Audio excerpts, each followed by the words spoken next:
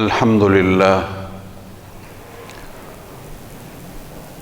لله نحمده ونستعينه ونستغفره ونستهديه ونستنصره ونؤمن به ونتوكل عليه ونعوذ بالله من شرور أنفسنا ومن سيئات أعمالنا من يهده الله فلا مضل له ومن يضلله فلا هادي له ونشهد أن لا إله إلا الله وحده لا شريك له ونشهد أن سيدنا وسندنا وحبيبنا ومولانا محمدا عبده ورسوله أرسله الله إلى الناس كافة بشيرا ونذيرا وداعيا إلى الله بإذنه وسراجا منيرا ولكن أكثر الناس لا يعلمون. أما بعد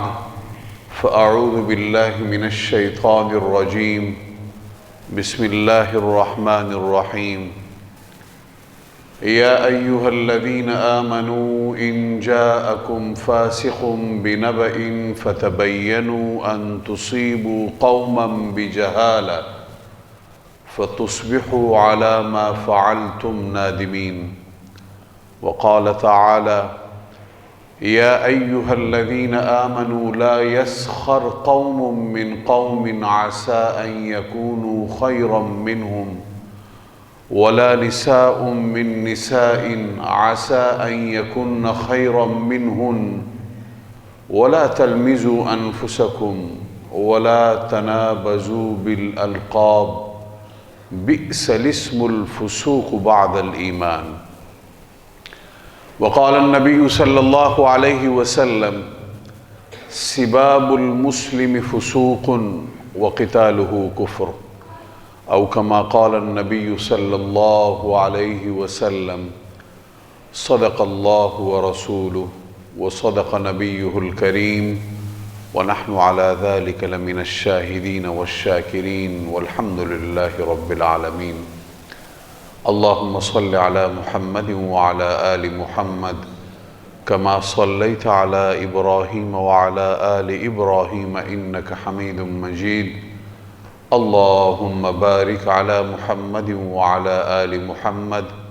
كما باركت على إبراهيم وعلى آل إبراهيم إنك حميد مجيد. واجب الاحترام مسلمان بھائیوں، قابل قدر بزرگوں اور میرے عزیز نوجوان ساتھیوں، اللہ رب العالمین کا ہمارے اوپر بہت فضل و کرم ہے کہ اس نے ہمیں مسلمان کے طور پر مسلمان گھرانوں میں پیدا فرمایا اور پھر جناب نبی کریم علیہ الصلاۃ کی امت میں پیدا فرمایا۔ یہ خواہش بہت سارے انبیاء کو بھی تھی۔ یہ ایک ایسی خواہش ہے کہ خواہش کیے بغیر ہماری خواہش پوری ہو گئی کہ حضور سرور کونین صلی اللہ علیہ وسلم کی امت میں یوں پیدا فرمایا کہ آپ علیہ السلام کے اوپر پھر ایمان لانے کی توفیق بھی عطا فرمائی۔ اور پھر اس کے بعد یہ جو اس طرح جمعے میں ہم اکٹھے ہوتے ہیں، کچھ سنتے سناتے ہیں، کچھ سمجھتے اور سمجھاتے ہیں، یہ بھی محض اللہ کا فضل و کرم ہے، محض اور محض اللہ ہی کی دی ہوئی توفیق ہے۔ وگرنہ ہمارے ہی سماج میں، ہمارے ہی اسی معاشرے میں بہت سارے لوگ ایسے بھی ہیں کہ جو اس وقت اپنی اپنی جگہ اپنے اپنے معاملات میں مشغول ہیں، اور ان کی مشغولیات نے ان کو مسجد میں آنے سے روکا ہوا ہے۔ تو اللہ کے فضل، اس کی توفیق اور اس کی اعانت کے بغیر کچھ بھی میرے بھائیوں ممکن نہیں ہے۔ تو اس پر شکر ادا کرنے کی ضرورت ہے، شکر ادا کرنے کی ضرورت ہے۔ پچھلی ایک نشست میں ہم نے معلومات کا جو بہت سارا بہاؤ ہے اور سیلاب ہے اس دور میں، اس حوالے سے کچھ سمجھنے کی، سمجھانے کی کوشش کی تھی، اور اس آیت کو بطور اصول کے ہم نے ذکر کیا تھا کہ قرآن کریم نے بہت عرصہ پہلے یہ اعلان فرما دیا تھا اور یہ وضاحت اور ہدایت کر دی تھی مومنوں کو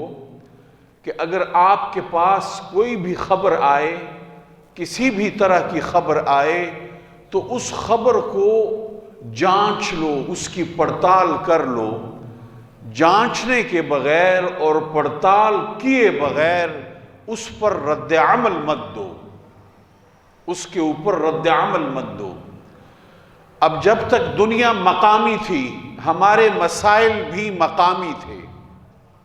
مقامی سے یہ مراد کہ جب تک ذرائع ابلاغ ترقی نہیں کیے ہوئے تھے، بلکہ ایک جگہ سے دوسری جگہ معلومات یا خبر پہنچانے کے لیے کئی دن لگ جایا کرتے تھے، کئی ہفتے لگ جایا کرتے تھے، اور بعض اوقات مہینہ تک لگ جایا کرتا تھا، اور اس کے بعد آپ کی خیریت ایک علاقے سے دوسرے علاقے تک پہنچتی تھی، یا ایک علاقے کے احوال دوسرے علاقے کے لوگوں تک پھر پہنچتے تھے، اتنا وقت لگ جایا کرتا تھا۔ تو یہ وہ وقت تھا جب دنیا مقامی تھی، یعنی میں اور میری زندگی، میں اپنے علاقے میں جی رہا ہوں، اپنے ہی علاقے میں ہوں، مجھے باقی دنیا کی معلومات تھوڑی ہیں،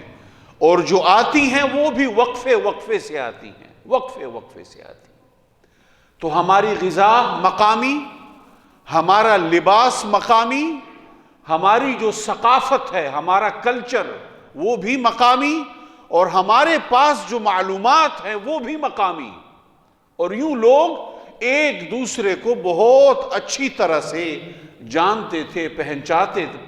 پہچانتے تھے، اور بہت زبردست قسم کی ثقافتی رشتوں میں وہ آپس میں بندھے ہوتے تھے۔ پھر جب ذرائع ابلاغ یہ بڑھ گئے، اس میں ترقی ہو گئی، دنوں میں ایک جگہ سے دوسری جگہ خبریں پہنچنے لگی، پھر مزید ترقی ہوتی گئی، اور اب وہ وقت آ چکا ہے کہ ایک سیکنڈ کے اندر، ایک منٹ سے بھی کم وقت میں ایک بر اعظم کی خبر دوسرے بر اعظم تک پہنچ جاتی ہے۔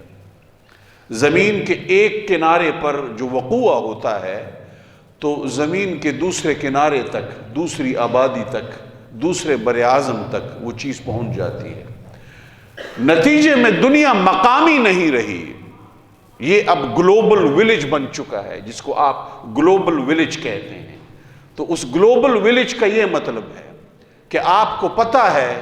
کہ امریکہ میں کیا ہو رہا ہے، وہاں کی ثقافت کیا ہے، وہاں کا کلچر کیا ہے، وہاں کے معاملات کیا ہیں۔ یہاں بیٹھے آپ کو افریقہ کا پتہ ہے، یہاں سے بیٹھے ہوئے آپ کو عرب دنیا کی معلومات ہیں، یہاں سے بیٹھے ہم پوری دنیا کا ادراک رکھتے ہیں، ان کی ثقافت ہم تک پہنچتی ہے، ہماری ثقافت ان تک پہنچتی ہے، ان کی غذا ہم تک پہنچتی ہے، ہماری خوراک ان تک پہنچتی ہے۔ اب کوئی بھی چیز مقامی نہیں رہی، ہر چیز گلوبل بن چکی ہے۔ اب ان حالات میں اس آیت اور اس آیت میں جو ہمیں اصول دیا گیا، اس کی اہمیت بڑھ جاتی ہے، اس کی اہمیت بڑھ جاتی ہے، کیونکہ جب تک دنیا مقامی تھی، ہم ایک دوسرے کو کئی پشتوں تک جانتے تھے، کئی پشتوں تک۔ ہمارے دیہات میں یا ہماری بستی میں جو افراد رہتے تھے، وہ ایک دوسرے کو ایک پشت سے نہیں بلکہ کئی پشتوں سے جانا کرتے تھے، وہ پہچانتے تھے ان کو کئی پشتوں سے، لہذا ان کو خبر کی حقیقت کافی ساری معلوم ہوا کرتی تھی، لوگوں کے بارے میں ان کو ادراک ہوا کرتا تھا، اور اس وقت افواہ اور پروپیگنڈا اس حوالے سے چیزیں بہت کم ہوتی تھیں، لیکن اب جبکہ ایک لمحے میں خبریں ایک جگہ سے دوسری جگہ پہنچتی ہیں، ایک جگہ کا پروپیگنڈا، ایک جگہ کی افواہ دوسری جگہ تک پہنچتی ہے، ایک شخص کے اوپر الزام لگتا ہے اور وہ الزام دوسرے بر اعظم، دوسرے شہر، ملک کے دوسرے کونے میں آنن فانن جنگل کی آگ کی طرح پہنچ جاتا ہے۔ تو ایسے میں یہ جو آیت ہے کہ اے ایمان والو، جب بھی آپ کے پاس کوئی خبر آئے اس خبر کی تحقیق کر لو، تحقیق کیے بغیر اس کے اوپر رد عمل مت دو، کیونکہ اگر آپ تحقیق کیے بغیر اس پر کوئی رد عمل دیں گے، کوئی بات کر لیں گے یا کوئی عمل کر لیں گے، تو ایسا نہ ہو کہ کل کو پھر وہ عمل آپ کا دیا ہوا رد عمل وہ آپ کے لیے پچھتاوے کا سامان بن جائے، وہ آپ کے لیے نقصان کا ذریعہ اور نقصان کا سامان بن جائے، کہیں ایسا نہ ہو جائے۔ تو جتنا سادہ زندگی میں، ایک مقامی دنیا میں، ایک مقامی آبادی میں، ایک سادہ زندگی میں اس آیت کی اہمیت تھی کہ جب تعلقات میں پیچیدگیاں نہیں تھیں، تعلقات میں تکلفات نہیں تھے، تعلقات میں بناوٹ تصنع نہیں تھا، بلکہ تعلقات سادہ ہوا کرتے تھے، کیونکہ زندگی کا ڈھب سادہ تھا، زندگی کے معاملات سادہ تھے۔ آج کی اس دنیا میں کہ جب تعلقات پیچیدہ ہو چکے ہیں، کیونکہ زندگی کا ڈھب پیچیدہ ہو چکا ہے، زندگی کے معاملات پیچیدہ ہو چکے ہیں، تکلفات آ چکے ہیں، تصنع اور بناوٹ اور بہت ساری چیزیں وہ ہماری زندگیوں میں شامل ہو چکی ہیں، تو اب اس آیت کو اپنی زندگی کا لازمی حصہ بنانا اور اس آیت کے اوپر عمل کرنا، وہ بہت زیادہ اس کی اہمیت بڑھ چکی ہے، اس کی اہمیت بڑھ چکی ہے۔ ایسا نہیں ہے، پچھلی نشست میں بھی گزارش کی تھی کہ یہ آیتیں سادہ دنیا کے لیے تھیں اور اس جدید ٹیکنالوجی والی دنیا کے لیے نہیں، ایسی بات نہیں ہے۔ وہ اللہ رب العالمین حکیم اور خالق ہیں، وہ جس طرح اس دور کے انسان کے خالق تھے وہ اس دور کے انسان کے بھی خالق ہیں، وہ جس طرح اس دور کے حالات کے خالق تھے، اللہ رب العالمین اس دور کے حالات کے بھی خالق ہیں اور قیامت تک کی ہر چیز کے خالق ہیں اللہ رب العالمین۔ تو جو ہمیں ہدایات دی ہیں وہ ہدایات بھی کسی ایک دور کے ساتھ خاص نہیں ہیں، بلکہ وہ ہدایات ہر دور کے لیے ہیں اور ہر آنے والے دور میں ان کی اہمیت پچھلے دور سے مزید بڑھ جاتی ہے۔ کیوں؟ کیونکہ انسان کو ان کی ضرورت بڑھتی ہے۔ جتنا آج انسان کو ضرورت ہے ان چیزوں پر عمل کرنے کی، شاید ماضی میں اتنی شدید ضرورت نہیں تھی، کیونکہ اس وقت اتنی پیچیدگیاں نہیں تھی۔ تو ایک تو یہ پہلو ہے کہ جس حوالے سے ہمیں اس آیت کے اوپر عمل کرنے کی ضرورت ہے، اور یوں ہی خبریں آگے نہیں پہنچانی چاہیے۔ پچھلی نشست میں بھی گزارش کی تھی کہ حضور علیہ السلام نے فرمایا کفا بالمرء کذبا ان یحدث بکل ما سمع، ایک شخص کے جھوٹا ہونے کے لیے اتنا ہی کافی ہے کہ وہ سنی سنائی باتوں کو آگے پہنچاتا رہے، آگے فارورڈ کرتا رہے، چاہے وہ زبانی کلامی آگے پہنچا رہا ہے یا پھر میسیجز کے ذریعے سے، الیکٹرانکلی ٹیکنالوجی کسی آلے کے ذریعے سے وہ خبریں آگے پہنچا رہا ہے، بغیر تحقیق کے، بغیر کسی پڑتال کے، بغیر کسی جانچ کے، بس وہ آگے پھیلا رہا ہے خبروں کو۔ حضور علیہ السلام نے فرمایا کہ جھوٹا ہونے کے لیے اتنا ہی کافی ہے، کسی شخص کے جھوٹا ہونے کے لیے۔ اور پھر یہ چیزیں جب اجتماعی شکل اختیار کرتی ہیں، ایک جھوٹ انفرادی سطح پہ تو جھوٹ رہتا ہے، لیکن جب وہ اجتماعی شکل اختیار کرتا ہے پھر وہ پروپیگنڈا بنتا ہے، پھر وہ فساد کی شکل اختیار کرتا ہے، پھر وہ فتنے کی شکل اختیار کرتا ہے، پھر وہ ایک نسل کو برباد کر دیا کرتا ہے، ایک نسل کو برباد کر دیا۔ اور پھر وہ جب نوجوانوں کے ہاتھ آتا ہے تو نوجوان چونکہ زندگی کے شباب والے مرحلے میں ہوتے ہیں، شباب والا مرحلہ ایک ایسا مرحلہ کہ جب یہ اپنی پوری قوت اور طاقت میں ہوتے ہیں، اور وہ جو قوت اور طاقت ہے اور وہ جو ان کی نفسانیت ہے وہ زیادہ برے طریقے سے ان کو وحشت کے راستے پہ دوڑاتی ہے، سرپٹ دوڑاتی ہے، سرپٹ گھوڑا جس طرح دوڑتا ہے اس طرح دوڑاتی ہے۔ حضور سرور کونین صلی اللہ علیہ وسلم جب طائف تشریف لے کے گئے اور طائف کے سرداروں کو آپ علیہ السلام نے اللہ کی وحدانیت کا پیغام دیا، اپنی رسالت کا پیغام دیا اور ان کو ایمان کی دعوت دی، تو وہاں کے سرداروں نے کس طبقے کو آپ علیہ السلام کے پیچھے لگایا؟ کس طبقے کو آپ کے پیچھے لگایا؟ اوباش نوجوانوں کا طبقہ، ایک گروہ، اس گروہ کو اور اس طبقے کو آپ علیہ السلام کے پیچھے لگایا۔ نعوذ باللہ من ذالک، حضور نبی کریم علیہ السلام پہ انہوں نے آوازیں کسی، حضور سرور کونین صلی اللہ علیہ وسلم پہ پتھر انہوں نے پھینکے، حضور کو تکلیف دی،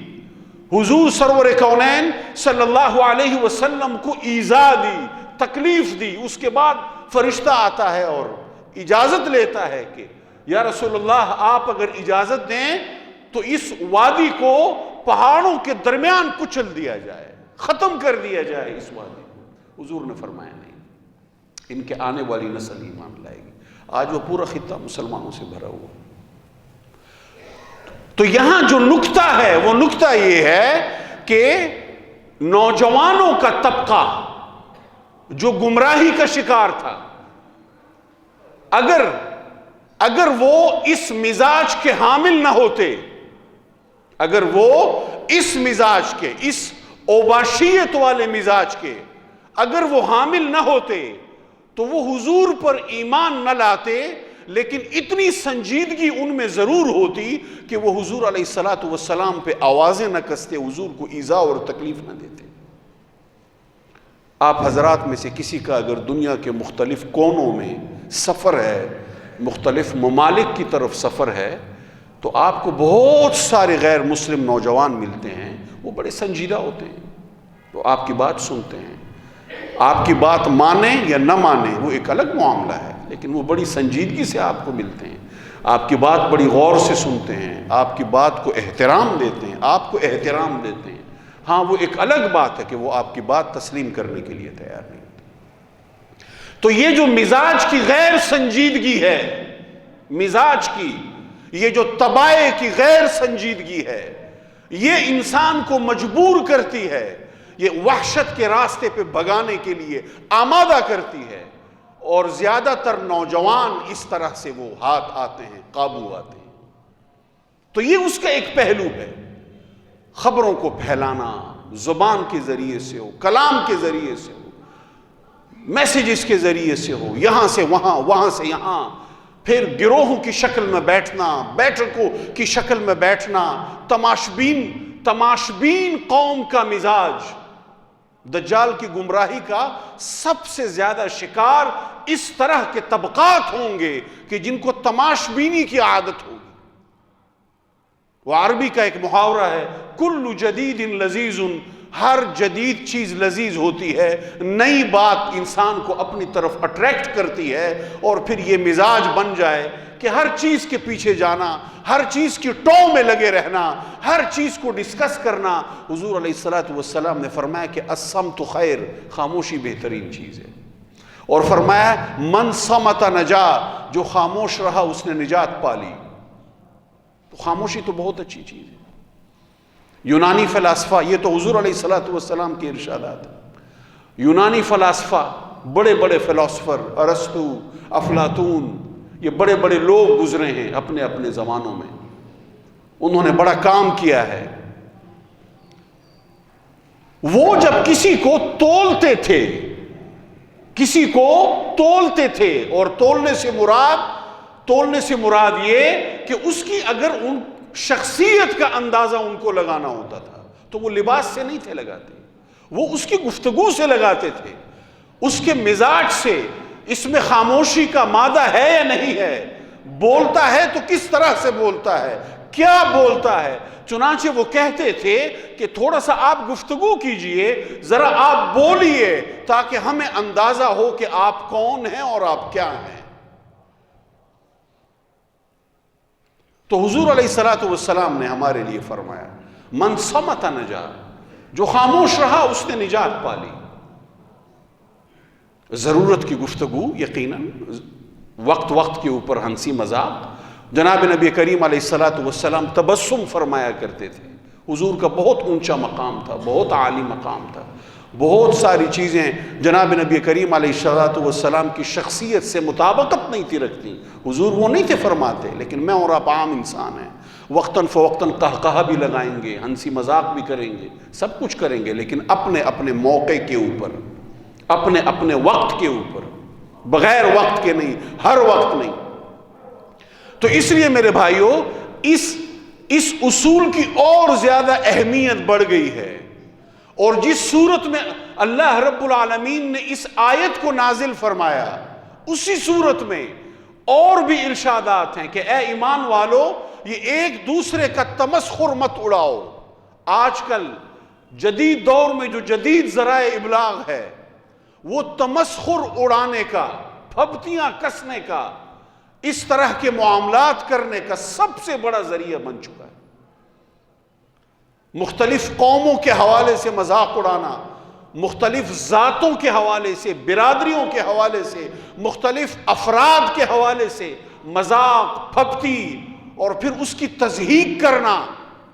یہ ایک عام چیز بن چکی ہے، اور اس سے نفرتیں جنم لیتی ہیں، نفرتیں۔ بحیثیت مجموعی 24-25 کروڑ کا ملک، اس ملک میں خیر کی بات، اچھی بات وہ مشہور نہیں ہوتی۔ اچھی بات، ایک اچھا جملہ، ایک خوبصورت جملہ، ایک شائستہ جملہ، ایک ادبی جملہ، ایک کتابی جملہ وہ مشہور نہیں ہوتا، لیکن گالی مشہور ہو جاتی ہے۔ غیر شائستہ جملہ وہ مشہور ہو جاتا ہے، آنن فانن، جنگل کی آگ کی طرح ملک کے ایک حصے سے وہ دوسرے حصے کی طرف منتقل ہو جائے گا اور مشہور۔ یہ ہمارا مزاج بن چکا ہے، یہ ہماری طبیعت بن چکی ہے، اور یہ غیر سنجیدگی کے اوپر دلالت کرتی ہے۔ یہ چیز، یہ ہمارے جو مزاج ہیں ان کے غیر سنجیدہ پن کے اوپر یہ چیز دلالت کرتی ہے کہ بحیثیت قوم، بحیثیت اجتماع کے اور بحیثیت ایک جامعہ کے، یہ 24-25 کروڑ افراد کا جامعہ، 24-25 کروڑ افراد کا اجتماع، یہ غیر سنجیدہ ہے، غیر سنجیدہ ہے۔ آپ حضرات نے اگر سفر کیا ہے، آپ دیکھتے ہوں گے، اگر جہاز میں بیٹھے ہیں، کچھ لوگوں کے ہاتھوں میں کتابیں ہوتی ہیں، وہ کتابوں کا مطالعہ کرتے ہیں،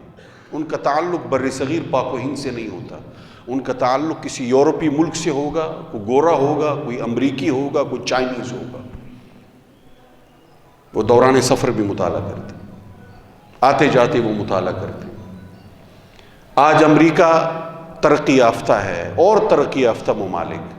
آپ ایک پہلو سے ان کو دیکھ لیجئے کہ ان ممالک میں کتب خانے، لائبریریز کتنی ہیں، اور وہاں پہ لوگوں کی آمد و رفت کا کیا حساب کتاب ہے، کیا تناسب ہے۔ اسی چیز سے آپ کو اندازہ ہو جائے گا کہ وہ اگر ترقی یافتہ ہیں تو حق کے اوپر ان کا حق بنتا ہے۔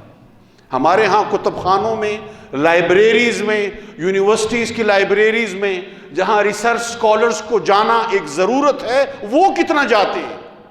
عام لوگوں کو تو آپ چھوڑ دیجئے کہ ان میں کتب بینی کا ذوق ہو۔ کتب بینی کا ذوق سنجیدگی پیدا کرتا ہے، یہ شخصیت کی تعمیر کرتا ہے، اور ہم بطور ایک قوم کے، ہماری جو شخصیتیں ہیں وہ غیر سنجیدگی کا شکار ہیں۔ تو اس اصول کے ساتھ قرآن کریم نے دوسرا اصول بھی اسی صورت میں دیا کہ ایک دوسرے کا تمسخر مت اڑاؤ۔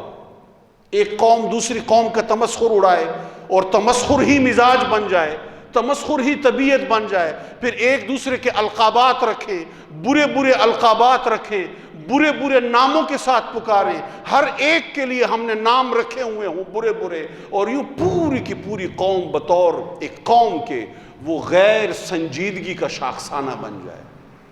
تو میرے بھائیوں، یہ آیات میرے اور آپ کے لیے ہیں، ان آیات کا میں اور آپ مخاطب ہیں، اور ان آیات کے اوپر مجھے اور آپ کو عمل کرنا ہے، اور جتنی آج ہمیں ضرورت ہے شاید کسی اور کو ضرورت نہ ہو، کیونکہ بطور قوم اس وقت ہم اسفل السافلین میں ہیں، اسفل السافلین، بہت گہرائی میں ہیں، ہم بہت گہرے اندھیرے میں ہیں اور گہرے کنویں کے اندر ہیں بطور قوم، اخلاقیات کے اعتبار سے، مزاج کے اعتبار سے، طبیعت کے اعتبار سے، سنجیدگی کے اعتبار سے۔ پڑھائی لکھائی کا ہمارا ذوق نہیں، کتب بینی کا ہمارا ذوق نہیں، سنجیدگی ہمارے مزاج کا حصہ نہیں، سنجیدہ مکالمہ ہم نہیں کر سکتے، دلائل کی بنیاد پہ گفتگو ہم نہیں کر سکتے۔ یہ ساری چیزیں ہم میں پیدا کرنے کی ضرورت ہے۔ اللہ رب العالمین ہمیں ان ہدایات کے اوپر عمل کرنے کی توفیق نصیب فرمائے۔ وآخر دعوانا ان الحمدللہ۔